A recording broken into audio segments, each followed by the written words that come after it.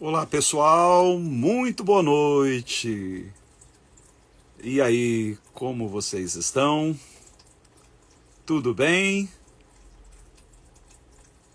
Chegando aqui para mais um culto online, como fazemos todos os domingos, no que chamamos carinhosamente de o Ninho da Fênix, um lugar de renascimento, um lugar seguro, virtual, porém real. E eu quero lhe dar boas-vindas, você de qualquer parte do Brasil e do mundo, você que nos prestigia com a sua companhia. Hoje vai ser uma noite muito especial. E como todo culto que se preze, nós temos um momento de oração, um momento de louvor, de reflexão em torno da palavra. E ao término, a gente sempre profere aquela bênção, a chamada bênção apostólica, que você encontra em qualquer igreja ao término da celebração. E o desejo que temos é que você tenha uma semana auspiciosa, debaixo dos cuidados amorosos do nosso Pai Celestial. E eu gostaria que você nos ajudasse a alavancar a audiência desta live, compartilhando-a. E é tão simples, gente. Não é bicho de 7 cabeças. É só você clicar aí nesse aviãozinho no rodapé da transmissão, e quando lhe aparecer na tela os seus contatos, você sai clicando em todos ou naqueles que você acredita teriam interesse de ingressar neste culto de louvor e adoração ao nosso Deus. Aliás, professe você a fé que professar. Você, meu irmão evangélico, meu irmão católico, meu irmão umbandista, meu irmão candomblecista, kardecista, meu irmão budista, meu irmão hinduísta, shintoísta, ou mesmo você, meu irmão agnóstico, ateu. Você crê no amor? Se você crê no amor, você crê no que eu creio. Há algo que nos une, maior do que as nossas diferenças. É o desejo de ver a humanidade dando certo. Então seja bem-vindo a esta live, nós vamos orar. Mas me prometa que não vai sair daí, que vai ficar até o último instante da transmissão, aproveitando cada palavra que aqui for dita. Conto com você, hein? Vamos orar? Paizinho querido e amado, nós te damos graças por iniciarmos essa semana congregados ao redor do teu trono de amor. Obrigado por nos acolher a todos como filhos amados. Obrigado pelo perdão dos nossos pecados. Obrigado, Senhor, por nos encorajar a sermos seres humanos melhores a cada dia e assim mais parecidos com o teu Filho Jesus, que tu enviaste à terra para ser o nosso padrão, a nossa maior referência, o nosso mestre amado. Pedimos mais uma vez, como sempre fazemos, que o teu Espírito, tão doce, tão gentil, tão cavalheiro, nos conduza ao longo desta celebração, preparando os nossos corações para a semente que será lançada, e que esta semente possa germinar e produzir muitos frutos ao longo desta semana e ao longo de toda a nossa jornada. Nós oramos em nome de Jesus. Que pena que eu não posso ouvir um amém. Gente, nós temos hoje alguns louvores, 2 louvores agora no início e um, caso eu ainda tenha a voz, para depois da reflexão. E o primeiro, todos conhecemos, um louvor do meu querido amigo, irmão Kleber Lucas, que diz assim, ó: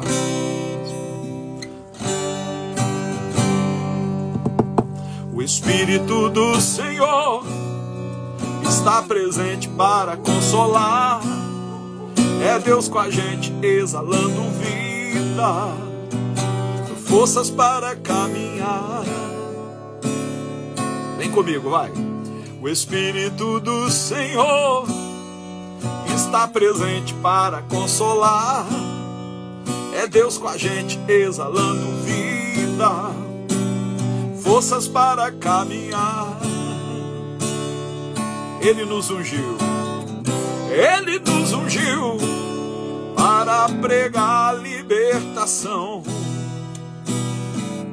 e quebrar cadeias, para restaurar os corações e anunciar o ano aceitável do Senhor, a fim de que se chamem, a fim de que se chamem, a fim de que se chamem carvalhos de justiça. E Ele nos ungiu, Ele nos ungiu para pregar libertação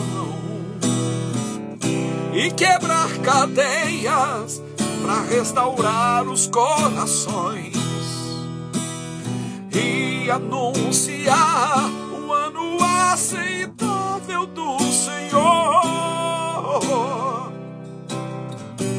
a fim de que se chamem, a fim de que se chamem, a fim de que se chamem carvalhos de justiça. Mais uma vez, vamos lá. O Espírito do Senhor está presente para consolar. É o quê? É Deus com a gente exalando vida, forças para caminhar. Mais uma vez, o Espírito está presente para... É Deus com a gente, é Deus com a gente exalando vida, forças para caminhar. Não é disso que a gente precisa? Ele nos ungiu para pregar libertação e quebrar cadeias, para restaurar os corações e anunciar o ano aceitável do Senhor, a fim de que se chamem, a fim de que se chamem, a fim de que se chamem carvalhos de justiça. Ele nos ungiu, Ele nos ungiu para pregar libertação e quebrar cadeias, para restaurar os corações e anunciar o ano aceitável do Senhor, a fim de que se chamem, a fim de que se chamem, a fim de que se chamem carvalhos de justiça, a fim de que se chamem, a fim de que se chamem, a fim de que se chamem carvalhos de justiça. Há uma canção que eu compus anos atrás e que fala de um assunto hoje bem polêmico, porque infelizmente as pessoas deram uma interpretação equivocada às palavras de Jesus. Quando Jesus diz que quem quiser segui-lo deve negar a si mesmo. Não dá para alterar o que Jesus disse. Ele disse, está falado. A questão é como interpretamos isso, né? Então alguns vão dizer que negar a si mesmo é negar a sua orientação sexual, por exemplo. Nada disso. Não é disso que Jesus está falando.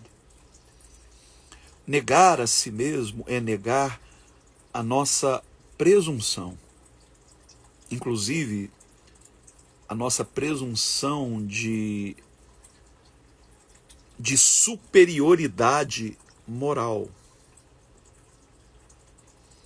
Nós não somos melhores do que ninguém. E quando nós não negamos a nós mesmos, negamos a nossa presunção, nós acabamos por negar a Cristo. Não tem neutralidade, ou negamos a nós mesmos, ou negamos a Cristo. E essa canção fala sobre isso. Eu gostaria que você... Eu desativei um pouco o comentário para que você possa não se distrair com nada, mas manter o seu foco em tudo que vai ser dito aqui hoje. Diz assim, olha: quantas vezes eu me envergonhei de ti, te neguei perante o mundo, mesmo que por um segundo. Não sei quanto doeu me ver negando a ti. Teu olhar vê o profundo. Hoje sei o quão imundo me senti. Não sei o que é pior, Senhor, se é me envergonhar de ti, ou envergonhar teu nome, negar-te com palavras, ou negar-te com minhas obras. Suplico teu perdão, Senhor. Não sei o que é pior, Senhor, se é me envergonhar de ti, ou envergonhar teu nome, negar-te com palavras, ou negar-te com minhas obras. Suplico teu perdão, Senhor, e nego-me a mim mesmo, e nego-me a mim mesmo, e nego-me a mim mesmo, e nego-me a mim mesmo. Não te envergonhas de mim, apesar de ser o que sou. Tu me chamas de irmão diante da congregação. Não te envergonhas de mim, apesar de ser o que sou. Tu me chamas de irmão diante da congregação. Eis-me aqui. Não sei o que é pior, Senhor, se é me envergonhar de ti, ou envergonhar teu nome, negar-te com palavras, ou negar-te com minhas obras. Suplico teu perdão, Senhor. Não sei o que é pior, Senhor, se é me envergonhar de ti, ou envergonhar teu nome, negar-te com minhas palavras, negar-te com minhas obras. Suplico teu perdão, Senhor, e nego-me a mim mesmo, e nego-me a mim mesmo, e nego-me a mim mesmo, e nego-me a mim mesmo. Não sei o que é pior, Senhor, se é me envergonhar de ti, ou envergonhar teu nome, negar-te com palavras, ou negar-te com minhas obras. Suplico teu perdão, Senhor. que é pior, Senhor, se é me envergonhar de ti ou me envergonhar teu nome. Negar-te com palavras ou negar-te com minhas obras, suplico teu perdão, Senhor, e nego-me a mim mesmo, e nego-me a mim mesmo, e nego-me a mim mesmo. Nós pedimos, Senhor, que Tu nos conduzas neste processo, que não caiba em nós qualquer presunção. Não somos melhores do que ninguém. Todos somos dependentes desta graça que emana de Ti, Senhor, que nos basta e nos banca. Obrigado por nos conceder tal consciência que reconhecemos que não vem de nós mesmos, mas do Teu Espírito que em nós habita. Em nome de Jesus oramos. Bem, queridos, eu quero hoje compartilhar com vocês uma reflexão em torno do tema arrependimento. Você já se arrependeu? Do que você se arrependeu? Há tantas coisas que nos levam ao arrependimento. Às vezes uma palavra dita fora de hora, às vezes um gesto, às vezes até o não ter feito algo que sabia que deveria ter feito.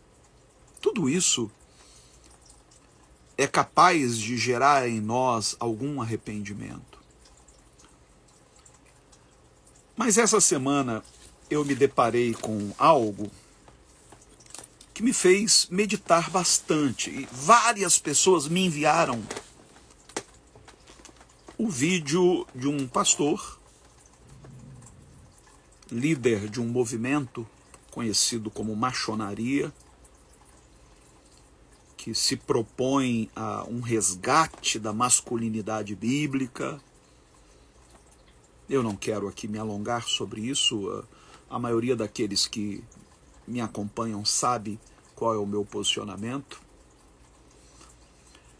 Mas este pastor, pouco tempo atrás, foi pivô de uma fala muito polêmica em que ele disse que deveríamos orar para que Deus quebrasse as mandíbulas do atual presidente da República. Isso acabou na imprensa e recentemente, inclusive, ele foi chamado a prestar esclarecimentos à Polícia Federal. Ele tem falas muito controversas. Se apresenta como alguém que zela, que busca pautar a sua vida numa visão conservadora, apesar de ter um visual assim descolado, com um corpo repleto de tatuagem e tal. O que para mim não quer dizer nada. Aliás, a aparência não quer dizer absolutamente nada. Pelo menos não para Deus, né? Deus, ele perscruta o nosso interior. Mas essa semana ele veio a público dizendo que se arrependia. Disse com todas as letras que se arrependia de ter aderido ao bolsonarismo. E disse o quanto isso teria afetado o seu casamento, o quanto isso afetou as obras sociais que ele promove. Diga-se de passagem, até onde sei, obras sociais de muita relevância, trabalho muito bonito.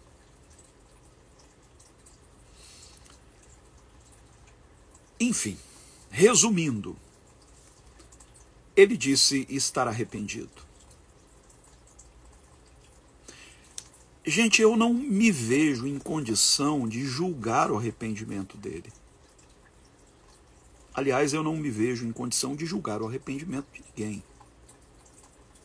Qualquer um tem o direito de se arrepender. Acho até bonito. Acho digno que alguém venha a público e diga: eu estou arrependido de algo que eu falei, de um posicionamento que eu adotei. Enfim.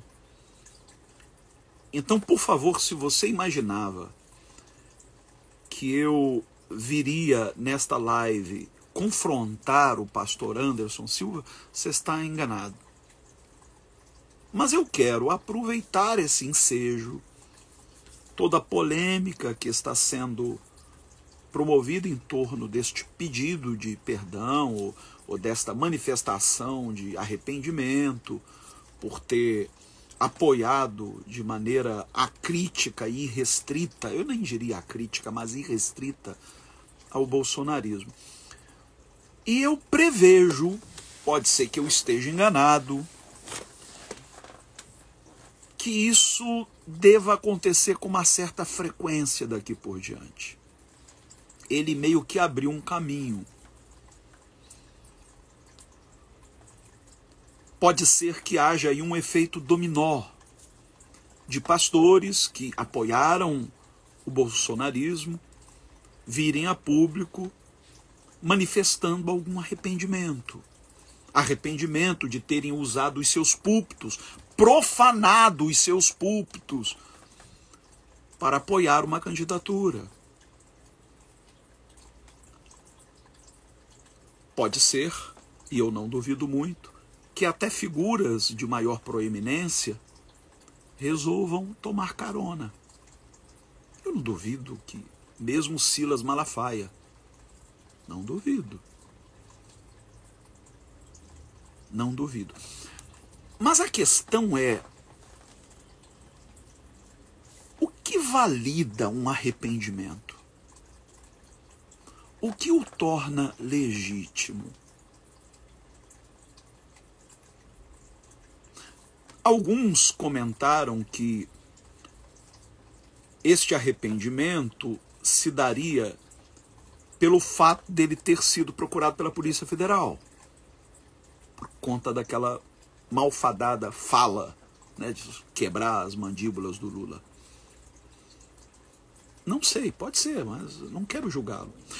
Alguns disseram que foi por conta da queda na arrecadação, porque ele tem lá os projetos sociais e está tendo dificuldade de mantê-los, porque muita gente se sentiu ultrajada com aquela fala. Daí eu me pergunto, e se o Bolsonaro houvesse ganhado as eleições?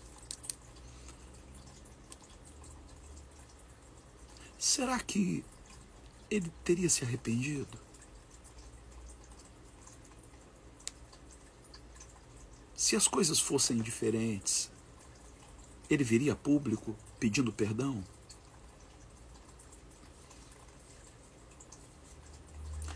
Há uma diferença muito grande entre remorso e arrependimento. O remorso, ele tem como base as consequências da atitude. O arrependimento não. O remorso pode ser fruto de uma paranoia. Paranoia. O arrependimento é metanoia.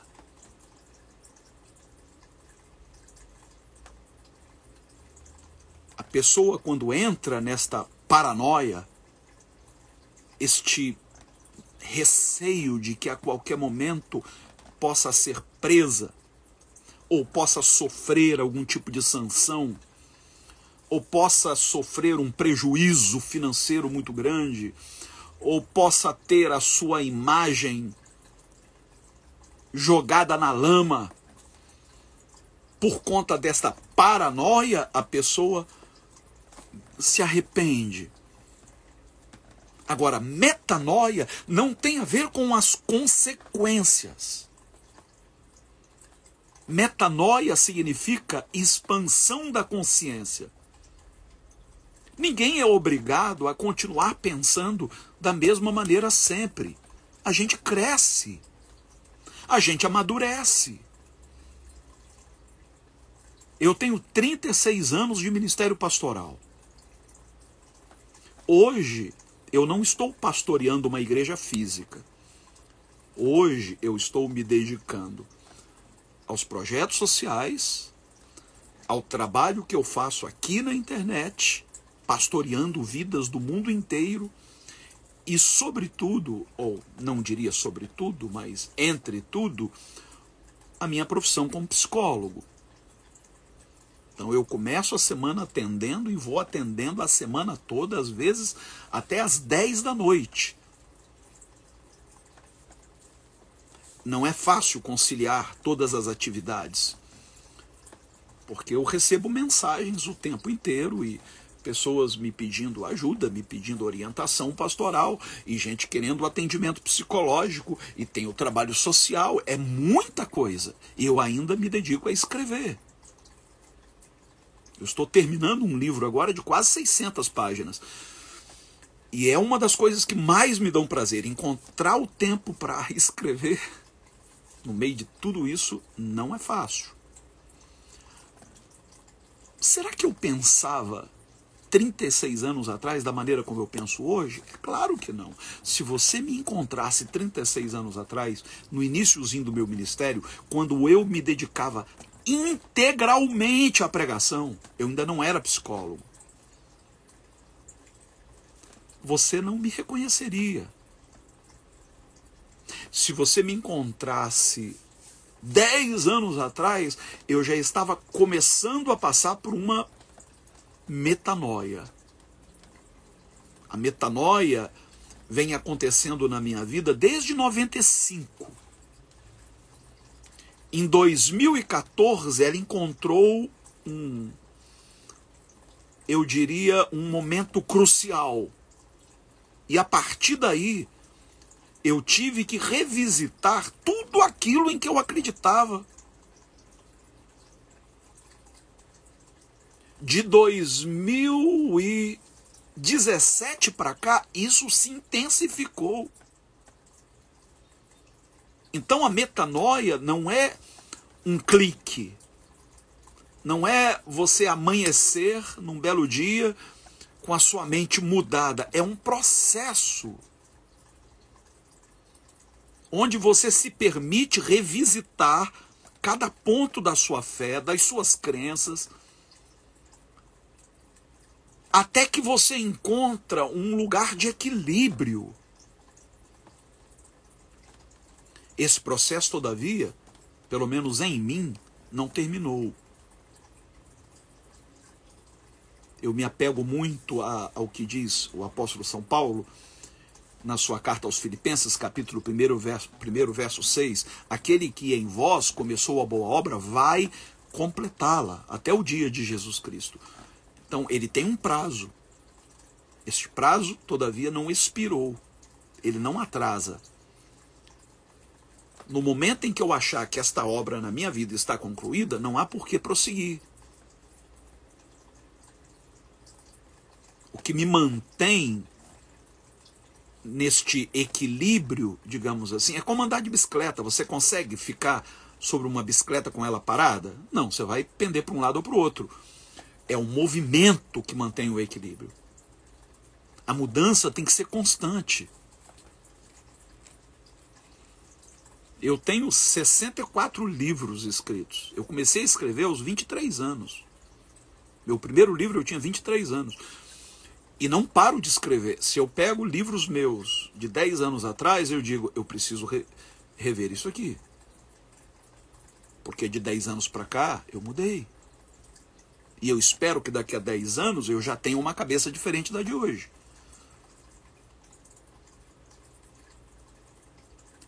Se o corpo para de crescer, alguma coisa está errada. Desde o momento em que somos paridos, Aliás, antes de sermos paridos, né? Desde o momento que somos concebidos, nós não paramos de crescer.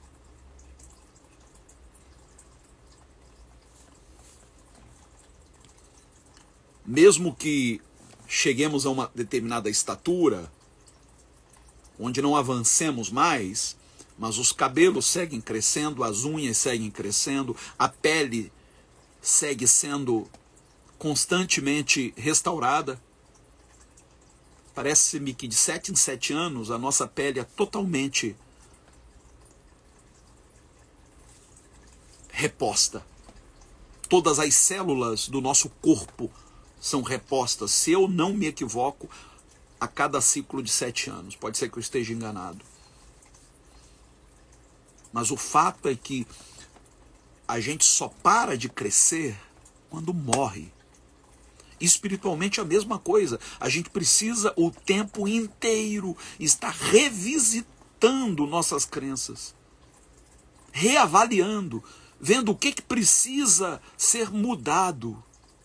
Não é Deus que muda, não é a sua palavra que muda, é a nossa percepção de Deus que muda.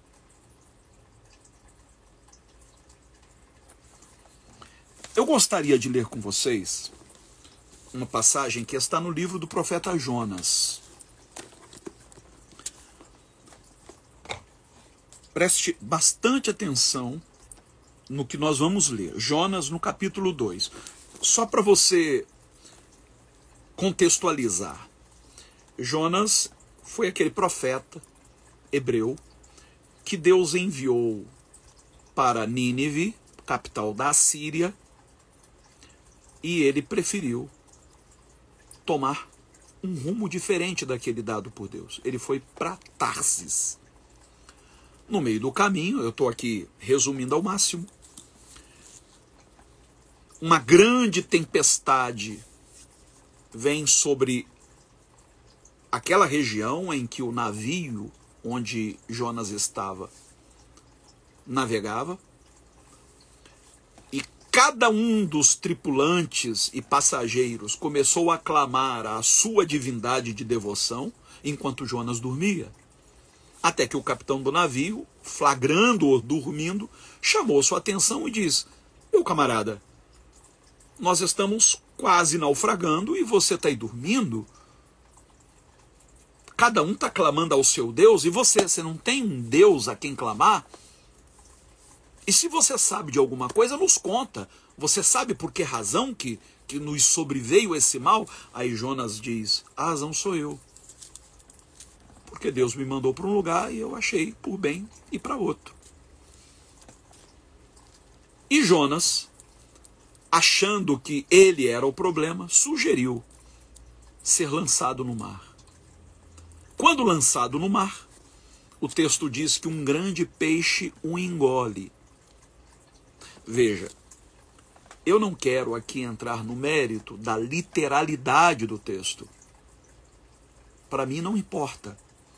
O que eu busco no texto são as lições que ele encerra. Então, se isso aconteceu de maneira literal ou de maneira metafórica, não importa. O que o texto está querendo nos dizer? E agora, de dentro do ventre daquele grande peixe, Jonas levanta um clamor a Deus. Preste atenção. Orou Jonas ao Senhor, seu Deus, das entranhas do peixe. Disse ele: na minha angústia clamei ao Senhor e ele me respondeu. Das profundezas do inferno gritei. Algumas traduções dirão: das profundezas da sepultura. E tu ouviste a minha voz. Tu me lançaste no profundo, no coração dos mares, e a corrente me cercou. Todas as tuas ondas e as tuas vagas passaram por cima de mim. Eu disse: banido estou de diante dos teus olhos. Todavia, tornarei a olhar para o teu santo templo. As águas me cercaram até a alma, o abismo me rodeou, as algas se enrolaram na minha cabeça.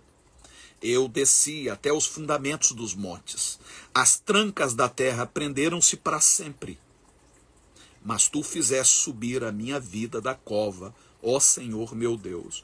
Quando desfalecia em mim a minha alma, eu lembrei de ti, ó Senhor, e subiu a ti a minha oração.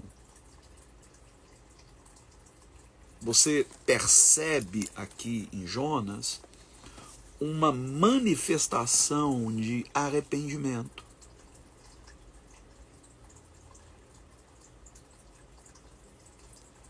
Mas será que este arrependimento era real? Ou era um arrependimento fajuto? Um arrependimento conveniente? Será que ele realmente estava arrependido de ter tomado uma direção oposta à dada por Deus? Ou ele só queria se livrar daquele pesadelo?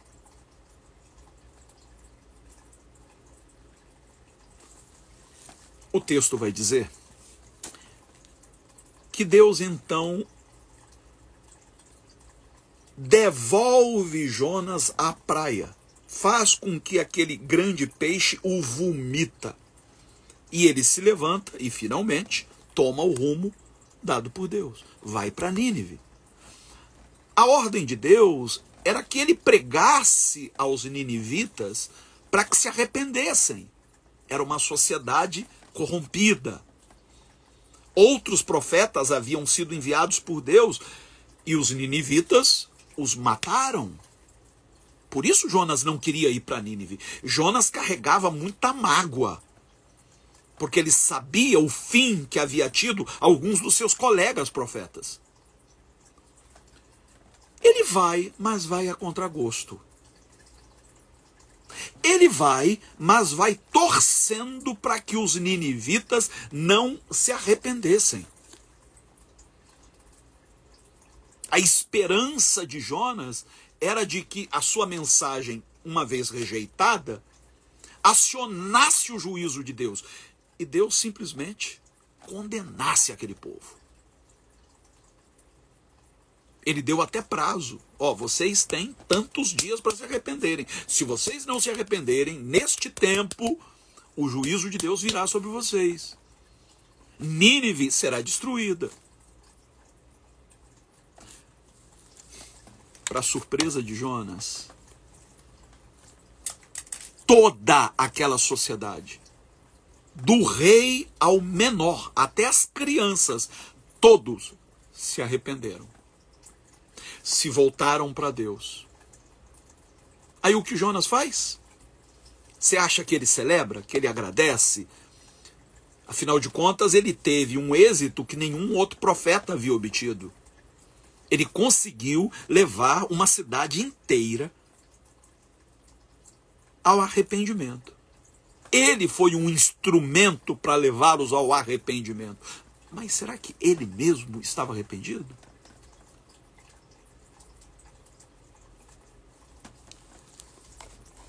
Olha o que diz o texto no capítulo 4. Mas desgostou-se Jonas extremamente e ficou irado. E orou ao Senhor. Ó Senhor, não foi isso que eu disse, estando ainda na minha terra? Por isso é que me apressei a fugir para Tarsis. Eu sabia que és Deus clemente e misericordioso, tardio em irar-se e grande em amor, e que te arrependes do mal. Agora, ó Senhor, tira a minha vida, porque melhor me é morrer do que viver. Peraí, gente. E aquele arrependimento que ele apresentou no ventre do grande peixe? Não era arrependimento, era remorso. A mente de Jonas não havia mudado, não houve metanoia, só paranoia.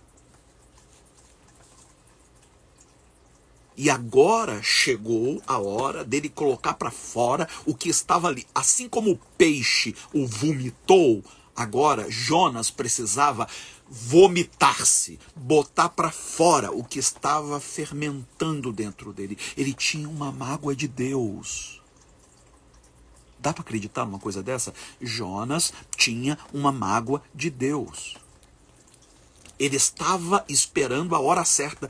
E quando Deus age com misericórdia com aquele povo, Jonas bota tudo isso para fora e diz: tá vendo?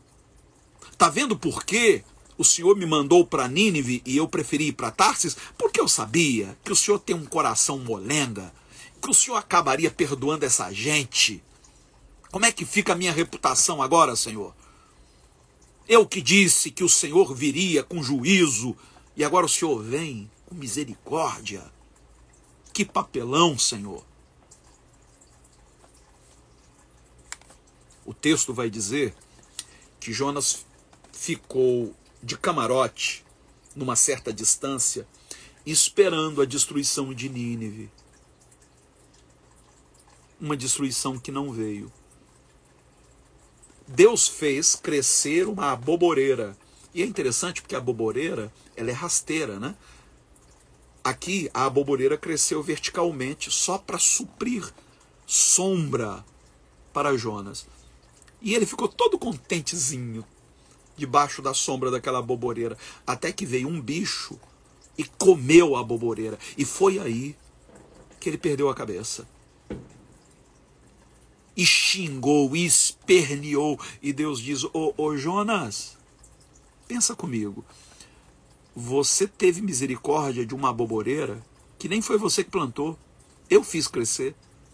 E você não quer que eu tenha misericórdia de 120 mil ninivitas que mal sabem a diferença entre esquerda e direita?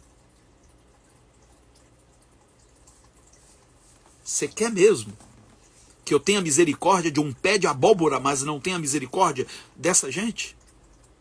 Que se arrependeu de verdade, não foi como você, com esse arrependimento fajuto, conveniente. Foi um arrependimento verdadeiro e eu não vou ter misericórdia com eles? Você quer que eu tenha misericórdia com você, mas não com eles?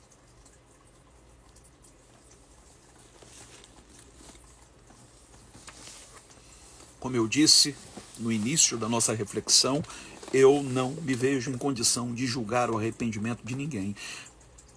Mas eu não posso perder a oportunidade de refletir sobre o que seria um arrependimento verdadeiro, legítimo, autêntico e um arrependimento de conveniência.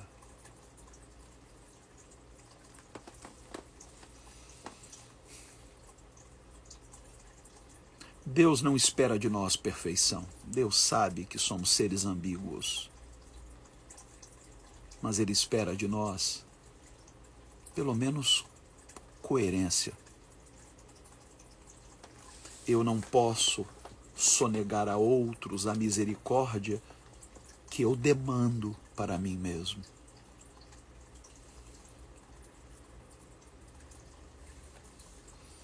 Eu não posso querer que Deus haja com 2 pesos e 2 medidas. Se Ele pôde ter misericórdia de mim, com todas as minhas falhas, com as minhas idiosincrasias, Ele não vai ter misericórdia do meu irmão, porque o credo que ele professa é diferente do meu, porque a percepção que ele tem da espiritualidade difere da minha. Que isso? Sabe, gente, eu acho que está na hora da gente se arrepender dos nossos arrependimentos. Há uma passagem onde o apóstolo São Paulo diz que nós não devemos ignorar o fato de que é a bondade de Deus que nos leva ao arrependimento. Veja, não é a severidade de Deus, é a bondade de Deus que nos leva ao arrependimento, porque gera em nós um constrangimento. O amor de Deus nos constrange. Eu já contei essa história algumas vezes, mas pode ser que muitos de vocês não tenham ouvido. Uma história particular. Está no meu livro Amor Radical, lançado em 2004, olha quanto tempo tem. Mas quando eu tinha 13 anos, eu entrei numa fase de muita rebeldia. E eu comecei a pular o muro da escola para ir para a praia. Chegava em casa tarde, inventava sempre uma mentira. E teve uma vez que eu fui para a praia e queria aprender a surfar, fiz amizade com o pessoal e perdi a hora. E quando eu me dei conta, já estava entardecendo. Eu disse, meu Deus, o que eu vou dizer hoje para os meus pais? É hoje que eu vou levar a surra da minha vida. Mas aí eu lembrei que meu pai tinha um programa de rádio, na Rádio Copacabana.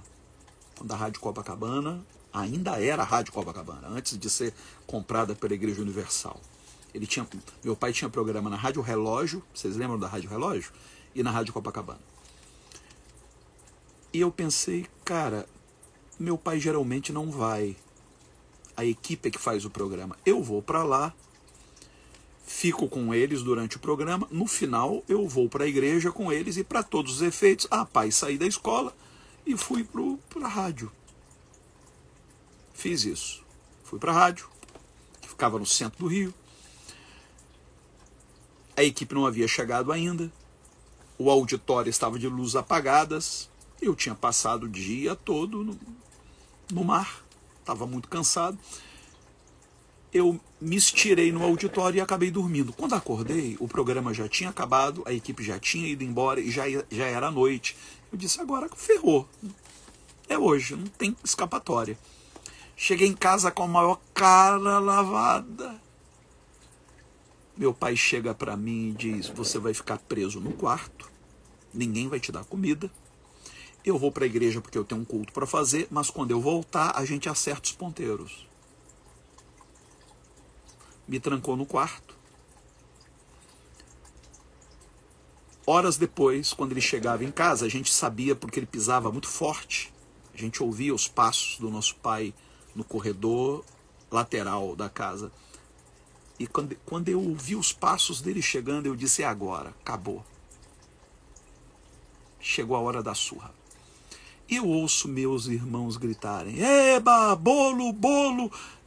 Bolo? Não tem ninguém aniversariando hoje aqui em casa. Que bolo é esse? Eu vejo no limiar da porta a sombra do meu pai projetando e ele dizendo, ninguém coloca a mão nesse bolo, ninguém coloca a mão nesse bolo. E ele abre a porta do quarto, onde eu estava trancado, com um bolo na mão e diz, este bolo é para o melhor filho do mundo. Eu não lembro ter levado uma surra como aquela na minha vida. E eu levei algumas, viu? Mas aquele bolo, aquele gesto, me constrangeu de tal maneira. Ouvir meu pai se referindo a mim como o melhor filho do mundo, quando, na verdade, eu estava vivendo uma fase de extrema rebeldia. Eu poderia, inclusive, ter me enveredado pelas drogas, poderia ter feito muita coisa, mas aquele gesto foi o freio. A partir daquele dia, toda vez que eu pensava em aprontar qualquer coisa, eu lembrava que eu tinha o melhor pai do mundo, que não merecia de mim aquela rebeldia. Aquele bolo provocou em mim uma metanoia, uma expansão de consciência. Agora, se meu pai houvesse me dado a surra prometida, talvez eu tivesse fugido de casa, eu já estava até planejando, inclusive.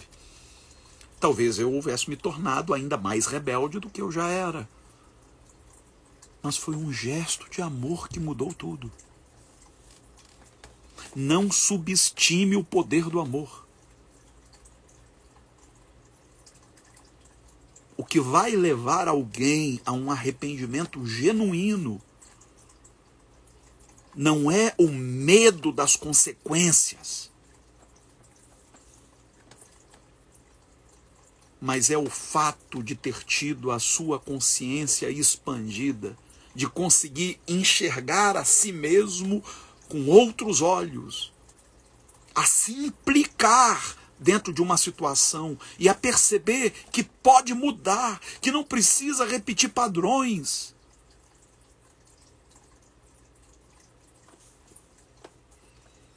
Eu sei que nesta noite Deus está falando com alguém aí do outro lado. Alguém precisava ouvir esta palavra. Eu quero que você saiba que você é amado. Não é o medo do inferno que vai te levar ao arrependimento. Não é o medo de castigo que vai te levar ao arrependimento. Porque não adianta você se arrepender agora, como Jonas, dentro do ventre do grande peixe, para depois jogar na cara de Deus e dizer, tá vendo, Senhor, por que eu fiz aquilo? Se você se justifica, é sinal de que não houve arrependimento. Há uma diferença entre perdão e desculpa. Perdão é admissão da culpa. O pedido de perdão é admissão da culpa. O pedido de desculpa, não. É a justificativa.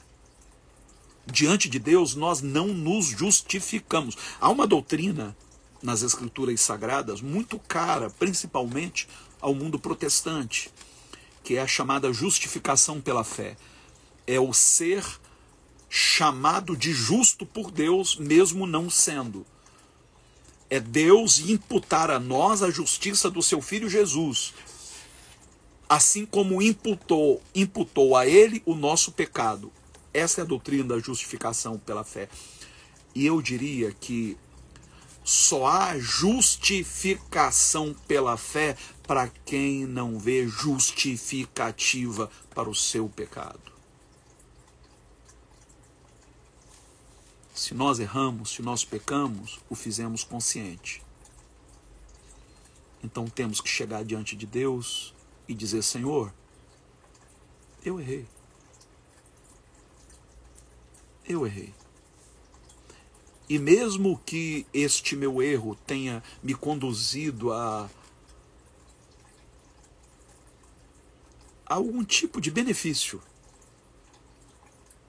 mesmo que eu tenha me dado bem com o meu erro, o que vai me consumir por dentro, o que vai, me levar à consciência de que aquilo foi um erro, não são as consequências.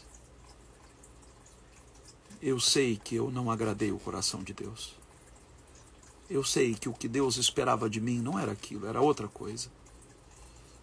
O que importa, gente, não é o que dá certo, é o que é certo. Tem muita coisa dando certo, mas que não é certa. Você pode estar fazendo aí dinheiro a balde. Você pode estar vivendo nababescamente, nutrindo a falsa convicção de que Deus está te abençoando, quando na verdade Deus te entregou a si mesmo.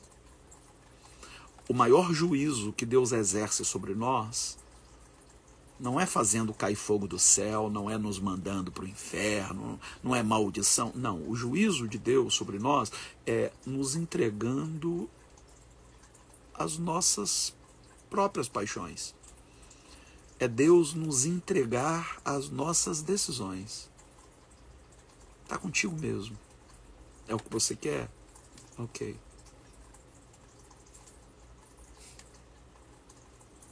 Agora, quando nós nos rendemos, chegamos diante de Deus sem desculpa esfarrapada, sem arrependimentos fajutos, sem remorsos, mas admitindo, Senhor, eu pequei,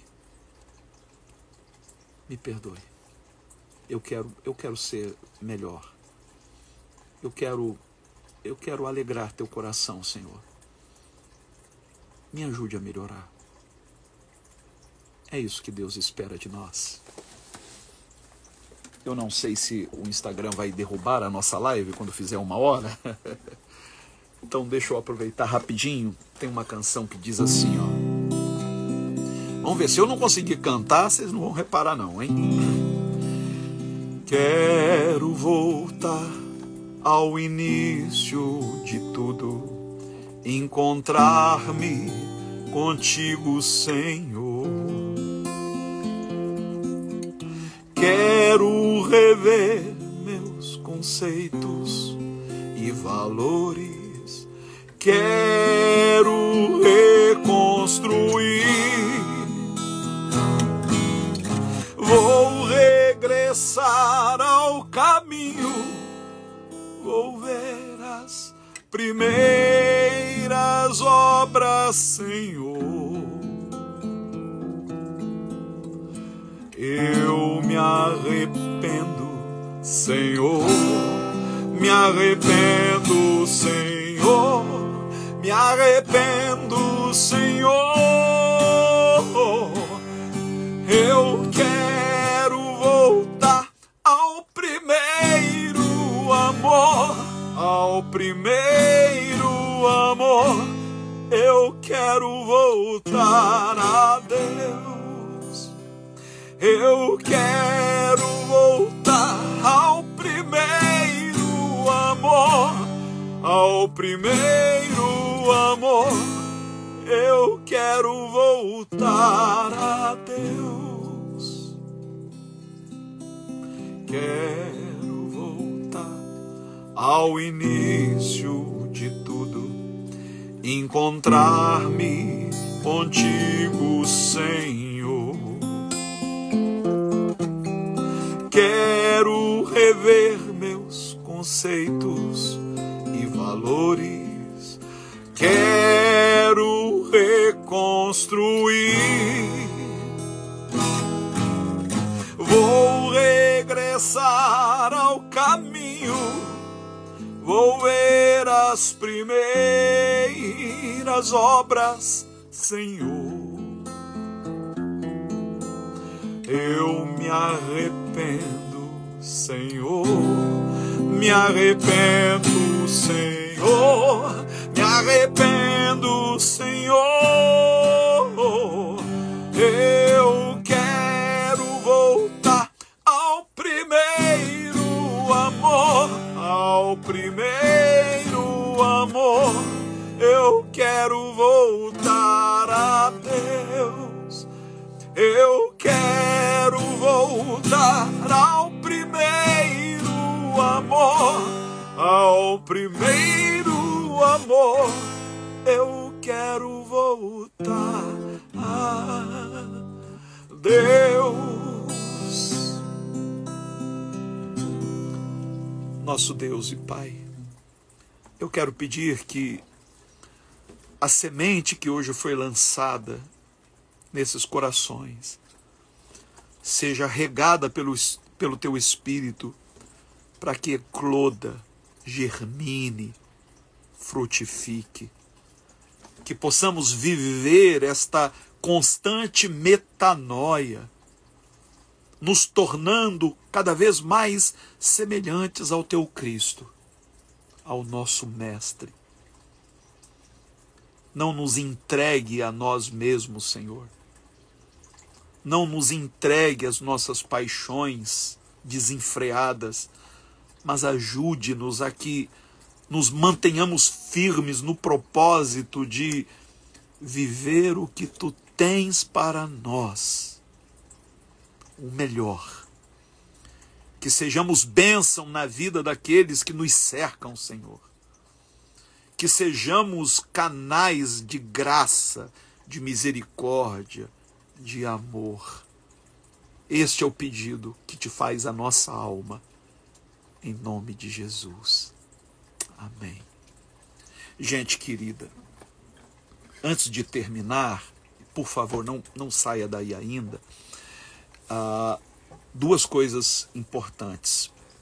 A primeira coisa, eu quero pedir que você, assim que nós lançarmos esta live no ar, ela vai ficar no meu feed, que cada um curtisse novamente, deixasse o seu comentário, marcasse alguém que precisa ouvir o que você ouviu.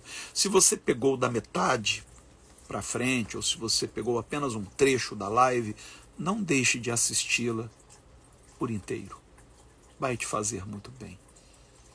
E para terminar, você que ama o nosso ministério, ama o nosso trabalho, essa semana nós, graças a Deus, mais uma vez conseguimos garantir as cestas básicas para as famílias cadastradas no projeto Eu Escolhi Amar. Mas, gente, talvez tenha sido o mês mais difícil que nós atravessamos até hoje. Esse mês de fevereiro ficou na história. Como foi difícil. Conseguimos garantir os kits escolares para as crianças do projeto Gramachinhos, conseguimos garantir as cestas básicas, mas foi você, com a sua contribuição, que possibilitou isso. Este mês agora, mês de março, os nossos projetos sociais não vão parar. Inclusive, essa semana nós enviamos recursos para o projeto UME, lá em Moçambique, na África, graças à sua contribuição. E agora, em março, a gente começa do zero. A gente começa com todos os nossos recursos esgotados. Nós não temos nada. Sabe o que é nada? Nada. Estamos começando tudo de novo. E precisamos do seu apoio, da sua contribuição de amor. Se você deseja contribuir pela manutenção desse ministério, anote, por favor, o Pix, que é o 21 99797 8135. 21 99797 8135. É um número celular. Através desse Pix, você vai estar contribuindo para a manutenção do nosso ministério. Se você estiver fora do país e quiser ajudar, você pode fazê-lo também através do PayPal. O nosso PayPal é o e-mail hermescfernandes@hotmail.com. hermescfernandes@hotmail.com. Amanhã nós teremos a nossa live às 21 horas e domingo que vem, mais uma vez às 19, o nosso culto, e desta vez com a Santa Ceia. Então prepare o pão, prepare o vinho ou o suco de uva para você juntar-se a nós na celebração eucarística, na Santa Ceia do Senhor, domingo que vem, às 19 horas. Tá bom? Gente querida, muito obrigado, amo vocês e quero desde já desejar que a graça de nosso Senhor Jesus Cristo, que o amor de Deus, o nosso Pai, a comunhão do Espírito Santo e as suas doces consolações sejam com todos, desde agora e para sempre, porque dele, por ele e para ele são todas as coisas. Deus os abençoe. Amo vocês.